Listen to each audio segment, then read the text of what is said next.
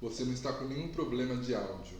Eu iniciei desta forma justamente para mostrar que esse é um dos recursos, inclusive o principal, quando a gente fala a respeito dos surdos.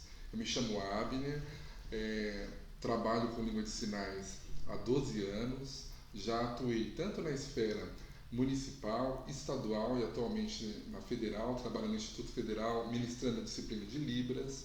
Eu sou pedagogo, especialista também em língua de sinais.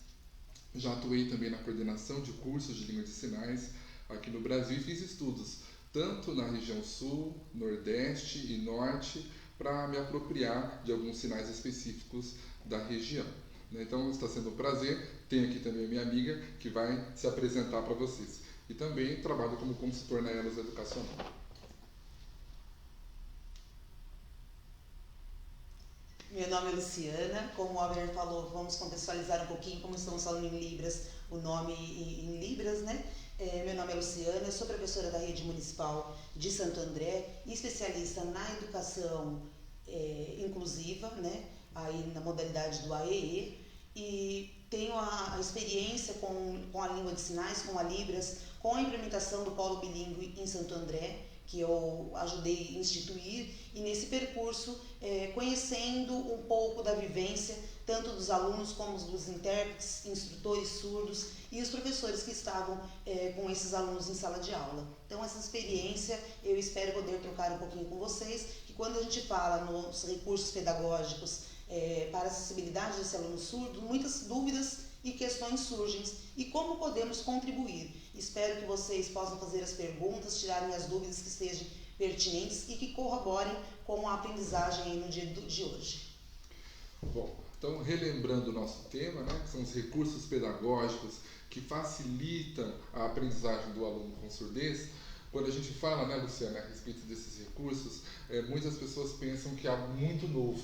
Né? E se nós formos rememorar a respeito da história, Dom Pedro convidou um professor francês já para ensinar os surdos. Já em 1855 ele convidou.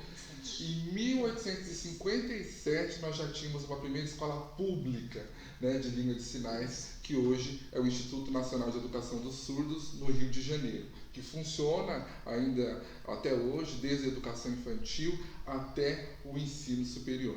Né? Bom, dentre esses recursos, quando a gente fala, né, o que será que mudou desde 1857, quando ela se tornou uma escola pública, até hoje? A comunidade surda, com muitas lutas e insistência com esse espaço público, né, somente em 2002, né, o tempo de percurso de 1857, em 2002, em abril de 2002, somente que a Libras foi instituída como uma língua brasileira de sinais, né? Então, todos os percursos de luta para ela ser instituída. E de 2002 a 2005, com mais lutas da comunidade surdas, das escolas, da necessidade de aprender como trabalhar com esse aluno, foi em dezembro de 2005 instituído pelo decreto 5.626, de que as escolas tivessem essa abordagem bilíngue, né? Então, como ter essa abordagem bilíngue? Qual a formação que esse professor precisa para trabalhar com esse aluno? Quais são esses recursos que de fato podem contribuir? Lembrando que a primeira característica que nós temos que ter em mente, que nós temos duas línguas, né? O português e a Libras, que são duas línguas que se diferem. A língua portuguesa, que tem aí oral auditiva, e a Libras, que é uma língua gesto-visual. Então, só nessa característica que diferencia as duas línguas, nós já temos que pensar em como acessar essa língua para esses alunos surdos. Quais são esses recursos, né? Então, baseado no que foi dito, já ficou claro para nós que o principal recurso é a língua brasileira de sinais, que é uma conquista da comunidade surda. Por isso que nós iniciamos, né, em língua de sinais. Alguns talvez se perguntaram o que será que ele está fazendo. O intuito era justamente esse, né, essa provocação, né, que vocês aprendam o segundo idioma oficial do país, pela lei que ela comentou, que é 10.436, de 24 de abril de 2002, e possam, né, fazer também correlações com a língua portuguesa, mas sabendo da existência desse recurso muito importante. Parece que nós temos uma pergunta aqui. Vocês poderiam citar algum recurso, software ou aplicativo adaptado para alunos com surdez que auxiliem na aprendizagem? Bom, essa pergunta ela é muito importante, né, quando a gente fala de recursos. Então, falando em sala de aula, ou até mesmo fora de sala de aula, um recurso fundamental para o aluno surdo é a utilização da imagem. Seja para o aluno surdo ou ouvinte, a utilização da imagem ela é fundamental. Este é um recurso que não pode faltar. Ainda vamos pensar, caso você queira utilizar um vídeo, por exemplo, né? Você vai passar um vídeo, qual que é o recurso especial aí? A legenda no mínimo, né? Então a legenda ela é necessária para o aluno surdo. Mesmo que ela seja transcrita em língua portuguesa, que obedeça à estrutura semântica da língua portuguesa, ela já auxilia o aluno surdo na compreensão. E com relação a aplicativos que vocês mencionaram, nós temos, por exemplo, um aplicativo que ficou muito famoso, já ganhou até alguns prêmios, que chama Hugo, né? Que a gente consegue baixar esse aplicativo. E este aplicativo, o Hugo, ele vai ensinar alguns sinais para você, só que uma questão importante que a gente precisa lembrar é que ele vai fazer uma interpretação consecutiva, ou seja, palavra por palavra. Ele não vai levar em consideração a estrutura linguística. Então, talvez, caso você aprenda esse sinal e siga a estrutura da língua portuguesa sinalizando, talvez o surdo não vai entender, porque você está seguindo a estrutura linguística ainda, certo? Da língua portuguesa.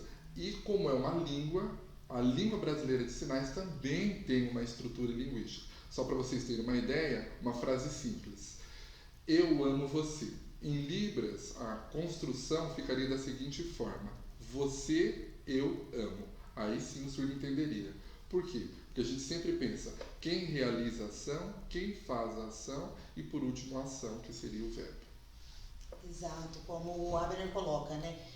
Esse uso do recurso da imagem é fator primordial, por conta de que falta algo que é a audição. Nós temos o português, quando nós estamos na escola, que ele é ensinado para os alunos, ele é oral. Então você escuta, né, a construção de frases, como o Abner falou também, no português nós temos sujeito, verbo e objeto. Para o surdo, o que vem antes? O objeto. Então nós precisamos dessa imagem que nós chamamos de tríade, né? Que nós precisamos para a aprendizagem dos surdos, essa tríade que é a imagem, o sinal e a palavra, porque vai muito pela memorização. Ele vai memorizar essa palavra, vai ter o contato.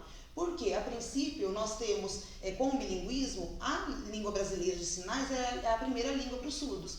Então, ele vai utilizar da língua de sinais para aprender a língua portuguesa, né? É um suporte aí para aprender o português e ele precisa de outras coisas. Não significa que o professor vai poluir esse ambiente com imagem, vai ser de acordo com aquilo que ele está ensinando no momento.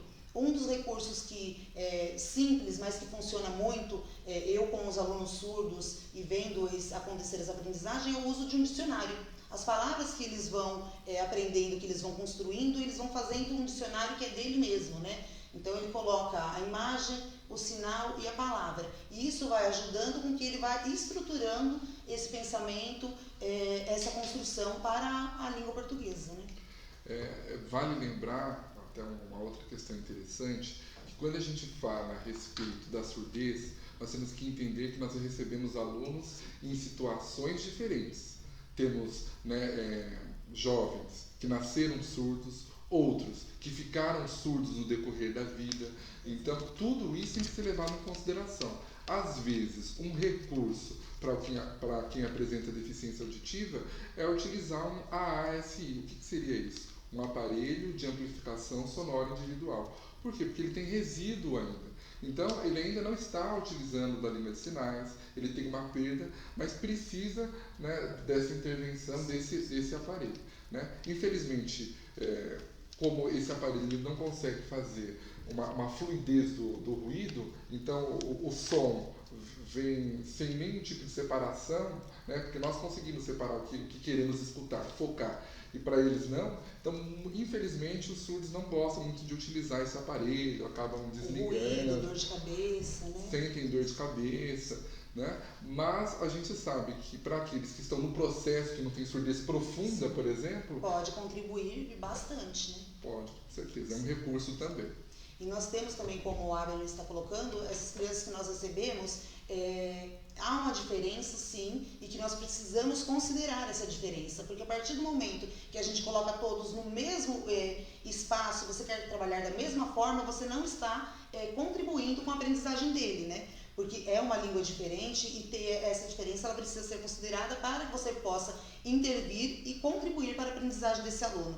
Que nós temos uma criança ouvinte, desde que nasce, quantas palavras ela já não tem, quanta construção de comunicação, que é o que rege nossa humanidade, né? A comunicação, ela chega na escola com quanta aprendizagem através dessa comunicação que ela tem, que é auditiva, com a família, com a comunidade. O surdo muitas vezes chega na escola e ele está iniciando essa aprendizagem de comunicação. Então muita coisa se perdeu nesse caminho. E como que nós vamos poder contribuir? A experiência dele é diferente do aluno ouvinte, né? Então essas diferenças elas precisam ser consideradas para que de fato a gente possa intervir e garantir que essa criança aprenda, né? Equiparar essas oportunidades para eles, para que tenha realmente uma aprendizagem concreta, né? Até pegando um gancho, se vocês quiserem entender um pouco mais a respeito dessa temática, vale a pena que vocês estudem um pouco a respeito de identidades surdas, né? Uma vez a gente entendendo um pouco sobre as identidades surdas, flutuante, híbrida, de transição, cito até como referência a primeira doutora surda do Brasil, Gleides Perlin, ela fala bastante a respeito dessas identidades e com certeza vai colaborar bastante nessa compreensão de como utilizar.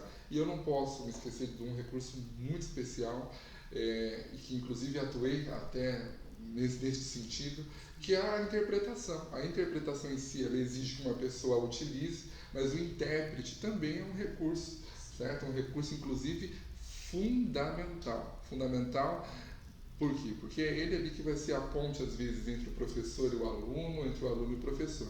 É claro que quando a Luciana ela fala a respeito do bilinguismo, para que o próprio professor fale língua de sinais e já atue ali com o aluno, isso é o ideal. Mas, infelizmente, como não temos, né, toda essa quantidade de professores capacitados que sejam bilíngues, o intérprete se faz fundamental nessa questão.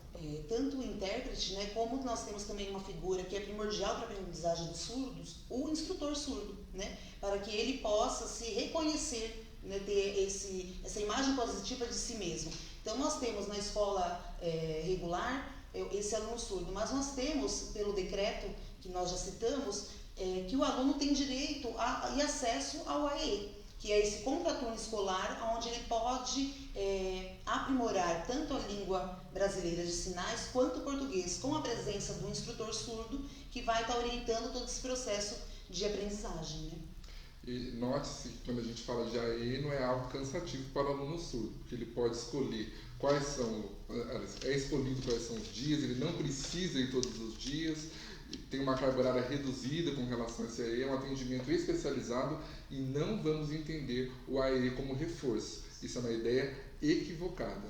Muito pelo contrário, esse momento é o momento de ver as potencialidades e então fazer com que esse aluno surdo possa se comunicar da melhor forma possível e no ensino regular ele possa se desenvolver também, expondo ali qual é a sua opinião, se está entendendo ou se não está. Temos outras perguntas para essa. Temos. A Janaína de Santo André pergunta: qual a importância de trabalhar Libras com todos os alunos da unidade escolar e não apenas na sala dos surdos? Olha, Janaína, a sua pergunta ela me deixa muito feliz. Eu vou até fazer o sinal porque ela me deixa muito feliz. Essa é a primeira língua que nós podemos falar que é nossa, língua brasileira de sinais. Né? Nós, claro, temos a língua portuguesa que nós utilizamos com todo amor, mas digo isso porque assim, ensino com muito amor essa língua, é uma língua que eu sou apaixonado e quando ensino para ouvintes também, eles percebem que é uma outra forma de comunicação, o que acontece? De forma convencional, como todo mundo utiliza a forma oral, isso é ensinado, né, de pai para filho. Mas quero dizer para vocês que existe, por exemplo, uma tribo no próprio Brasil, que se chama Urubus Kaapor, onde eles utilizam língua de sinais, certo? E nessa utilização de língua de sinais, essa tribo fica entre o Maranhão e o Amazonas, mesmo que eles sejam ouvintes, eles aprendem em língua de sinais. Ou seja, é uma modalidade que pode ser, né, utilizada e deve ser utilizada, e a importância disso se dá que uma vez que eu tenho um ambiente, que eu acolha ali uma pessoa que fale a língua brasileira de sinais, o meu local, o meu ambiente não é deficiente, certo? Porque são ambientes que às vezes são deficientes, né? E não saber, e não poder propiciar, porque ali o que significa o termo deficiência? É a falta. Se o surdo está falando em língua de sinais, está faltando o quê? O outro lado saber a língua de sinais. Então, demonstra para nós a importância desse engajamento, e se sou eu preocupado com a inclusão, eu preciso saber a língua de sinais, pelo menos o básico, para saber uma comunicação, uma relação com a pessoa surda. Eu não digo só com o aluno surdo, porque a gente tem que tirar essa ideia de que a comunicação com pessoas por meio da língua de sinais é algo exclusivo só da escola. É também do advogado, é também do médico, é uma situação que todos nós temos que abraçar. Na realidade, quando o Abner fala, é verdade, nós temos leis, decretos, o PNE que também vem garantindo que esses espaços sejam bilíngues para os alunos. As leis estão aí para a gente ver, mas precisamos lutar por políticas públicas que realmente garantam que esse aprendizagem seja construído na escola. A pergunta da Janaína é fundamental, porque a escola, a partir do momento que ela consegue ter esse aprendizagem de língua para todos, a comunicação se torna fluente nesse espaço, se torna algo que faz parte daquele ambiente, e não somente para os alunos surdos, né? Então, quando a gente fala de uma escola bilíngue, tanto o surdo vai estar aprendendo a língua portuguesa, quanto o ouvinte vai estar aprendendo a Libras, que nessa troca é onde que a gente garante essa aprendizagem para todos, né? Que tenha esse espaço onde se complementam, né? As aprendizagens se complementam. Então, essa é a importância desse aprendizado. E nós temos hoje escolas bilíngues, aprende inglês, aprende o francês, aprende outras línguas. E por que não aprender a Libras, que é a língua brasileira de sinais, é a nossa segunda língua, né? E que é tão deixada de lado por conta de outros fatores, e tão necessária para a comunidade surda, que não são poucos surdos no nosso país, né? Segundo o IBGE, são 10 milhões. 10 milhões, isso. No índice de 2010, levando em consideração que a deficiência auditiva é uma das deficiências no Brasil, infelizmente, que mais cresce. Agora, ainda falando um pouco a respeito da importância da língua de sinais, quero só dar mais alguns dados importantes também. A língua de sinais, a língua brasileira de sinais, é a segunda língua mais falada do país e terceira em inglês, e temos mais falantes em língua de sinais, né, distribuídos do que o inglês. Olha que interessante. Então, aprender esse idioma é aprender, então, certo? Uma segunda língua, a segunda língua oficial, e que também lhe torna bilíngue, porque nós temos lei que garante ela como língua. Exato. Nós temos outra pergunta aqui, né? Para trabalhar com os alunos surdos, o professor da sala regular precisa ser especializado? Essa pergunta é importante porque quando a gente fala da graduação, seja na pedagogia, seja em outras licenciaturas, matemática, geografia, não tem como esgotar todas as situações. Nós não podemos esgotar todas as situações, né? Na graduação a gente tem aquele contato primeiro inicial com as situações, e conforme as especificidades nós vamos nos especializando. Se o desejo é ser um professor bilíngue, não tenha dúvida, você precisa se especializar, se o seu desejo é este. Se não é o seu desejo, eu recomendo que no mínimo você saiba o mínimo, que seria estabelecer uma comunicação, perguntar como o aluno está, e aí você vai utilizar do intérprete para intermediar esta comunicação.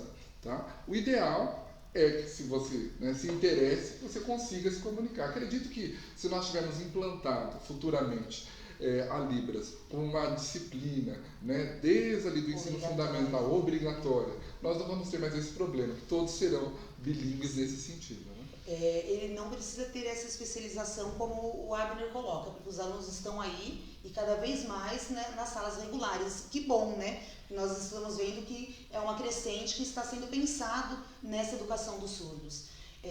Mas o principal é ele ter esse intérprete que vai auxiliar ele em sala de aula, mas lembrando que o aluno é do professor. Então, algumas coisas o professor professor sim vai ter que se apropriar, colocando esse aluno mais à frente da sala de aula, lembrando sempre de antecipar os fatos com ele, né, do que vai acontecer, para ele não somente levantar junto, mas não, ele saber o que vai acontecer naquele momento e ter essa troca constante com o intérprete, né, do que vai ser ele sistematizar essa aprendizagem e o intérprete vem colaborando com essa situação, né. Essa fala da Luciana é bem interessante, porque como eu fui intérprete em algumas esferas, eu lembro que quando eu chegava na sala dos professores, o pessoal dizia assim, e aí, como que está o seu aluno? E necessariamente, claro, né? Não vou dizer que a gente acaba não se apegando e falar, o meu aluno também. Só que não é necessariamente ele é aluno de todos os outros professores também. Na verdade, muito mais dos outros, porque ali nós só somos o meio de comunicação, o elo. Né? Então, quem ensina é o professor e eu vou estar lá interpretando simultaneamente. Esse que é o trabalho do intérprete. Vale lembrar também que existe até algumas questões, por exemplo, eu já trabalhei em escolas, por exemplo, que o intérprete ele sentava de frente para o aluno, que o aluno preferia. Eu já trabalhei em escolas onde o intérprete trabalhava do lado do professor, porque o aluno surdo ele queria pegar todas as expressões, saber exatamente o que o professor ouvinte estava falando.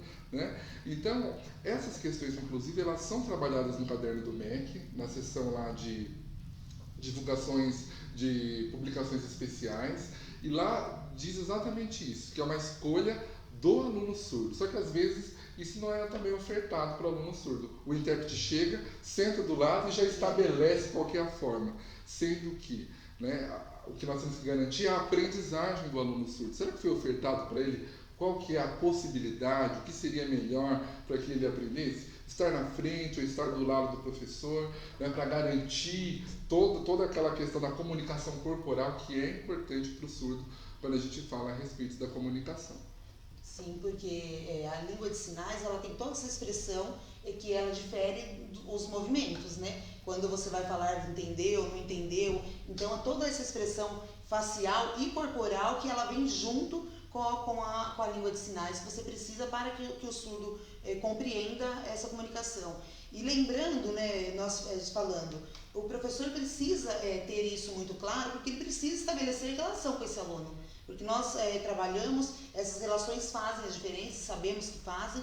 Então, como vai ser esse meio de comunicação com esse professor para ele estabelecer que ele é o professor, este é o intérprete, como que você faz essas relações? Porque simplesmente você ter o aluno na sala, ter o intérprete e ele somente fazer a interpretação do que está acontecendo sem ser sistematizado uma aprendizagem para ele, você está, de uma certa forma, excluindo também, porque você não garante essa aprendizagem. Você garante que ele esteja ali, o acesso. Mas e essa permanência, que é importante, né? Você acaba não garantindo porque não se estabelece essa relação, né? Justamente. Até pegando essa fala e juntando a outros fatores importantes, por exemplo, são coisas pequenas, mas que pode causar confusão no aluno surdo.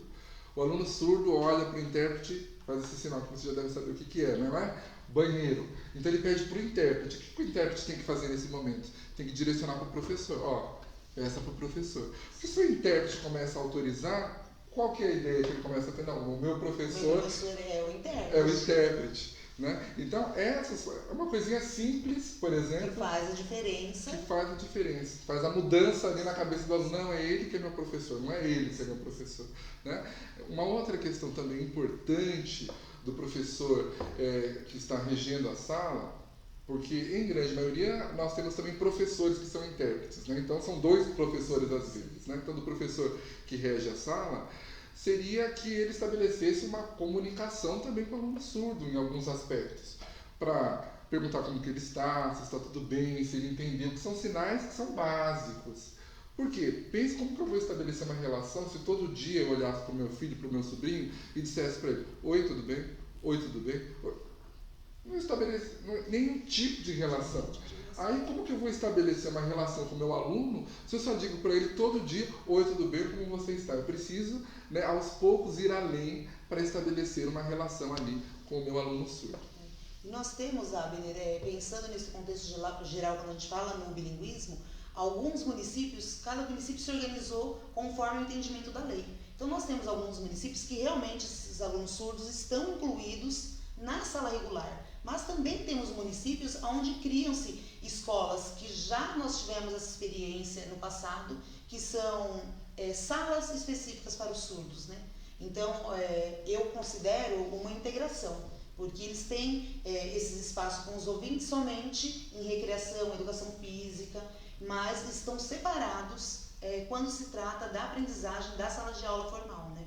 Então, quantas diferenças nós temos e entender essas diferenças para que a gente possa, de fato, atuar, né? Isso é primordial, né? Em especial, até correlacionando a pergunta inicial da Janaína, né? O que adiantaria a classe aprender língua de sinais se eu tenho os alunos surdos num outro espaço? Num outro espaço. Aonde que vai ser estabelecida a comunicação, aonde que eles vão, né, poder crescer juntos, nessa relação que eles podem criar desde já. Então, é primordial que se entenda o que é integração, o que é exclusão e o que é, né, o que nós desejamos, que é a inclusão de fato. Nós temos aí um grande caminho a seguir, né, Abner? E nós temos aí para ajudar alguns sites que tem. Nós temos o Arara Azul, que ele vem com bastante livros que são em línguas de sinais, para que possa ter acesso aos surdos. Temos o Domin Libras, que são jogos em Libras também, que o professor pode acessar no laboratório de informática, ele pode contribuir para que esse aluno também desenvolva aí suas aprendizagens, né? E essa busca é constante. É uma busca constante, porque nós não temos hoje um específico, esses são os recursos para trabalhar com surdos, porque depende, como o Abner comentou, de vários fatores. Como esse surdo está inserido nessa escola, como ele veio, qual a aprendizagem que ele já trouxe, qual a bagagem que ele já veio para a escola e qual a bagagem que a gente vai continuar ali colocando para que ele continue aprendendo, né? Nessas considerações, agora eu vou falar um pouquinho em língua de sinais. Bom, o que eu disse foi o seguinte: você quer aprender mais? Venha fazer o curso, né, da língua de sinais, da língua brasileira de sinais. Quero dizer para vocês que a nossa discussão, ela se dá justamente porque nós também nos importamos muito, né, com a questão da inclusão e com os recursos pedagógicos que envolvam todas as deficiências. Hoje, de forma específica, estamos falando da deficiência auditiva, e vocês também terão a oportunidade de se aprofundar um pouco mais a respeito da língua de sinais, acessando o site www.eloseducacional.com, onde há um curso de língua brasileira de sinais, dando algumas noções introdutórias, e queremos que você também tenha essa experiência inicial e possa se aprofundar cada vez mais na língua. Desde já nós agradecemos a presença de todos vocês, ficamos muito contentes com todas as perguntas que com certeza enriqueceram toda essa discussão. E outros temas aí podemos abordar, porque a surdez é um tema que exige muito estudo e há vários fatores, vários temas que a gente pode discutir, né, nesse contexto. Eu agradeço também e uma boa tarde. Boa tarde. Tchau, tchau.